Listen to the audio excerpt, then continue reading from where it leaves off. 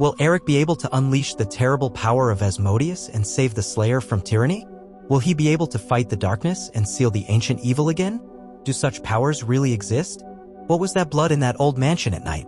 What were those terrifying sounds and visions? Were they just imagination or something more terrifying? What is the secret of the mansion that will never be forgotten? Was that greedy gravedigger forgiven for his theft? Did the dead woman get her stolen silver back? Is this story enough to fascinate you? To see the answers to these Sachs horror stories, subscribe to AI Horror Stories and listen to the full details of these POCs. First story: the heritage of Asmodeus. In the small town of Viridian, surrounded by dense forests and shadowy mountains, was told the legend of Asmodeus, a powerful demon who had been sealed deep beneath the earth by ancient sorcerers. According to legend, Asmodeus possessed an artifact, the Heart of Fire, capable of granting unimaginable powers to whoever possessed it, but at a terrible price. Eric, a young historian and skeptic of the supernatural, he came across the story while researching local folklore for his thesis. Intrigued by the legend and seeing in it the perfect subject for his work, he decided to search for the Heart of Fire, convinced that it was just a myth. His search took him to the ruins of an ancient temple in the mountains where the artifact was said to be hidden. Armed with ancient maps and excavation tools, Eric began to explore the temple. After days of fruitless searching, he finally found a hidden chamber within which, on a stone pedestal, lay the Heart of Fire, glowing with an intense red light. As he took the artifact, Eric felt a surge of power flow through him.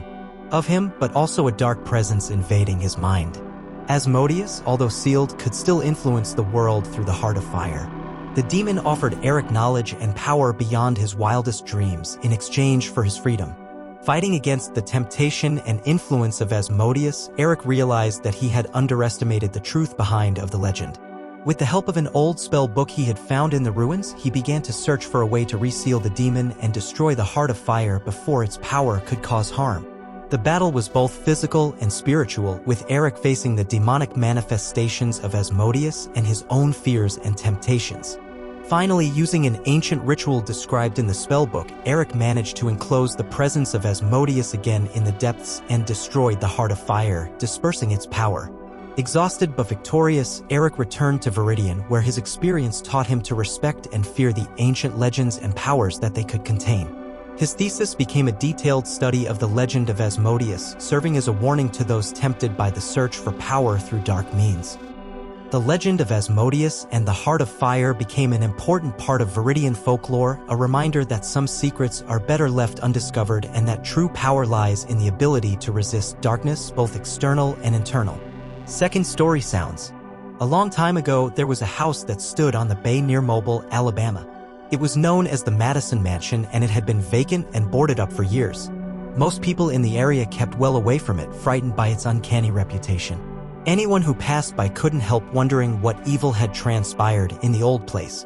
Trespassers who dared to enter the old house usually fled during the night, telling tales so grisly that they were almost beyond belief. One night, 3 fishermen were caught in a quick-moving storm and managed to make their way back to shore. Drenched by the rain, they spotted the mansion and decided to take shelter in the rickety old place. Once inside, they made a fire in the fireplace to keep themselves warm and ate a cold supper. Then, the 3 men pulled their oilskin coats tightly around them and lay down on the floor to try and get some sleep. However, as soon as they dozed off, they were plagued by terrible nightmares of treachery and murder. Lying awake, the men heard the unmistakable sound of footsteps upstairs. It sounded like more than one person marching back and forth. "Who's there?" called one of the fishermen. The footsteps suddenly stopped. They heard a woman scream. The scream turned into a groan and died away. The house was quiet again. Just then, the man who had called out felt something splash against his forehead. Something was dripping from the ceiling and forming a small, red puddle on the floor. To their horror, the fishermen realized it was blood. All of a sudden, a door upstairs crashed open and the floor shook with the sound of heavy footsteps. It sounded like a woman was being chased by a man. The frightened fishermen heard disembodied voices in the darkness. A man shouted in anger. A woman cried out in pain. They heard objects being flung here and there with a crash. Long howls of horrible laughter rose and filled the house. It went on and on until the fishermen thought they would go mad. Then there was silence. The fishermen huddled together and listened. After a few minutes, they heard something coming down the stairs. It sounded like someone dragging something heavy that bumped on each rotten step. The scraping and thumping noises came through the front hall and the front door opened. It sounded like something was flung outside, landing with a thump among the weeds. Then the door slammed shut and again there was silence. There was a thunderstorm outside and the house trembled as if it was about to collapse. Rain was pounding against the sagging walls.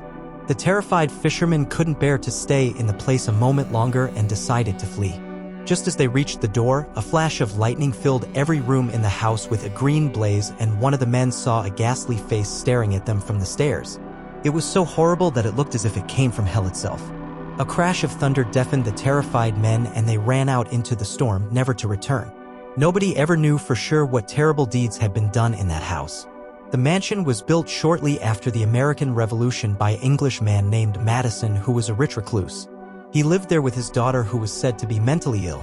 Nobody ever saw her and the servants were kept well away from her. They never had any visitors and never went out.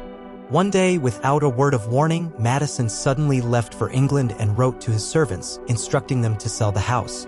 The daughter was never found. She just disappeared. After that, the house changed hands many times, but nobody could ever stay there for long. Third story, clinkety-clink. There was a lonely old woman who got sick and eventually died. She had no family and no close friends, so her neighbors got together and dug a grave for her. They asked the undertaker to make a coffin for her, and they dressed her up in her best clothes and laid her body out in her living room. When the old woman died, her eyes were wide open, staring at everything and seeing nothing. This disturbed the neighbors so much that they found 2 shiny silver coins on her dresser and put them on her eyelids to keep them closed.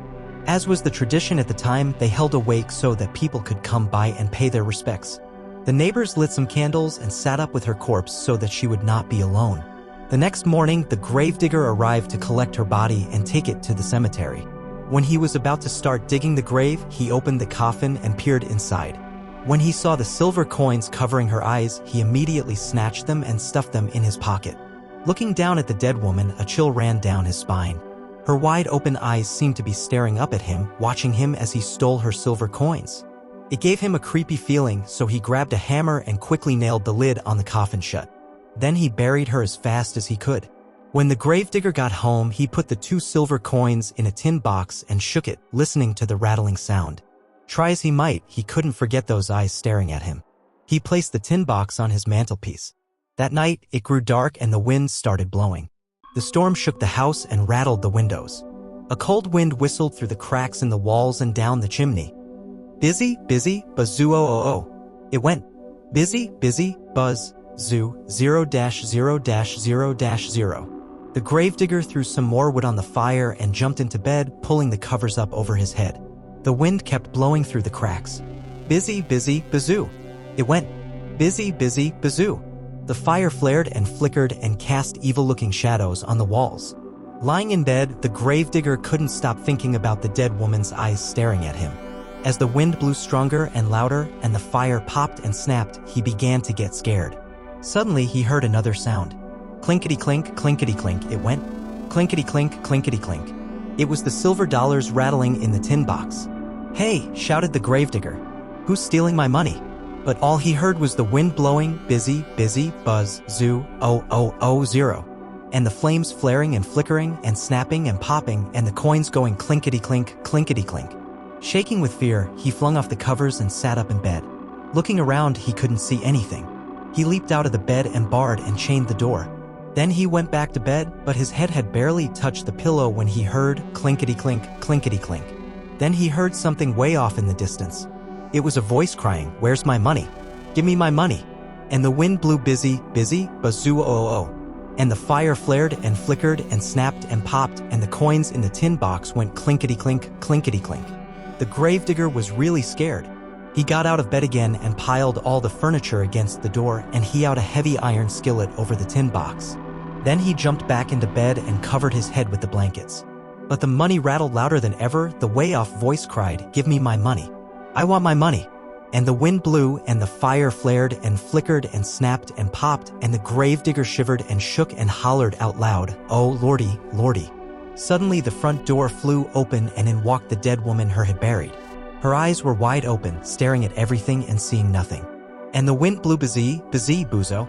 And the money went clinkety-clink, clinkety-clink, and the fire flared and flickered and snapped and popped, and the ghost of the dead woman cried, "Oh, where's my money? Who took my money?" And the gravedigger moaned, "Oh, lordy, lordy." The gravedigger watched in horror as the woman came closer and closer, her hands groping in the air. It was as if she could hear her silver coins in the tin box going clinkety-clink, clinkety-clink. Her cold dead hands groped around, trying to find it. The wind went bazee, bazee, bazoo, and the money rattled clinkety-clink, clinkety-clink. And the fire flared and flickered and snapped and popped, and the gravedigger shivered and shook and moaned, "Oh, lordy, lordy." And the woman cried, "Give me my money. Who's got my money?" And suddenly she jumped on the inn and screamed, "You've got my money."